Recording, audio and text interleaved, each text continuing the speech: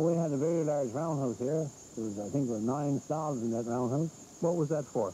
That was to house the locomotive while work was being done on them. And a big machine shop over to one side of it. Things were done here with lathes and mechanics and blacksmiths and boiler makers. You name it, and they had it here. So Bishop's was a pretty busy place. It was very busy. Yeah, I suppose there were times here, there were 16, 18 trains coming in and going out daily. Wood, ore, and true freight of that nature. Now, you also worked in the days of the old steam engines, didn't you? Oh yeah, I broke in on a steam locomotive.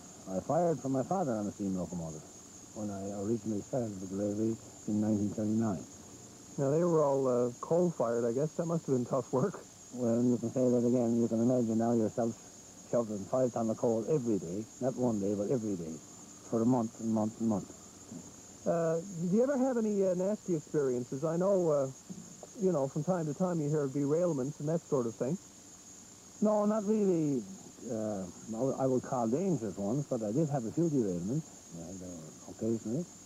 I had upset an ore thing on the bench one time, but it was back in the cars.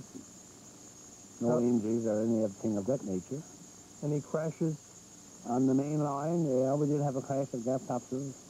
Unfortunately, around one particular time, with the express train, we ran into the rear end of the road tower at the gap.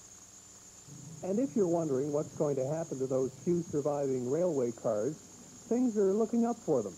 The local development association soon hopes to have them placed in their very own park, close to the Trans-Canada Highway.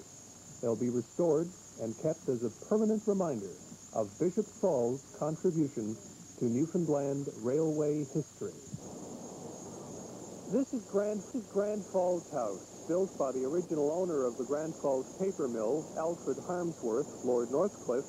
This landmark home on the hill presides over a setting that would do justice to any of the stately homes of England. The grounds are lined with 6 acres of birch, and the Tudor-style house overlooks the Exploits River that many years ago carried pulp logs to the owner's mill. And the sights are just as impressive inside. And our tour guide today is Eileen Kerr, wife of the resident general manager of the Abitibi Price paper mill, David Kerr. And Eileen, when was the house built? Well, the house was built in 1809. And why did Lord Northcliffe build this wonderful home? He built it for his residence, for him and his family. Now, we're in the drawing room, which is a pretty grand room, and I noticed there's some very interesting things here. This fireplace, for example, can you tell us a little bit about it? This fireplace was built from local stones found around Newfoundland, just polished up and used in the house.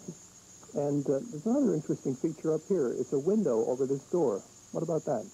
This window was used by Lady Northcliffe, who was a very small stature, and she would inspect her guests before sending them to the drawing room. And I noticed the doorknobs are fitted pretty low as well. Is that because of Lady Northcliffe's stature? Yes, it was, sir. What about all this beautiful furniture? Has this been with the house a long time? This furniture has been with the house since the house was built in 1909. The original windows are still in the house. There's nothing been changed, just a few decorations.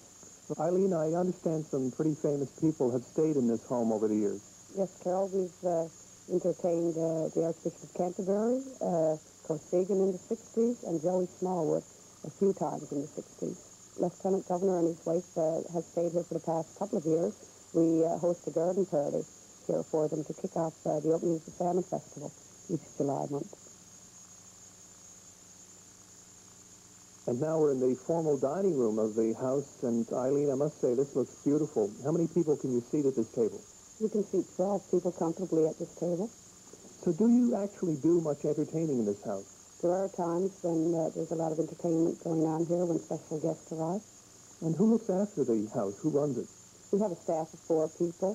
The lady that just lit the candles, Anne Boone, she's our main employee here, and she takes care of our daily guests. This is the master bedroom of the house, and this would have been Lord Northcliffe's bedroom. Eileen, I notice this room has a beautiful timber ceiling. Yes, Carol, this wood was pre-cut and sent over from England and put together here in Grand Falls. So it was almost put together as a prefab house. You can say that. How many bedrooms do you have here? We have 8 bedrooms here.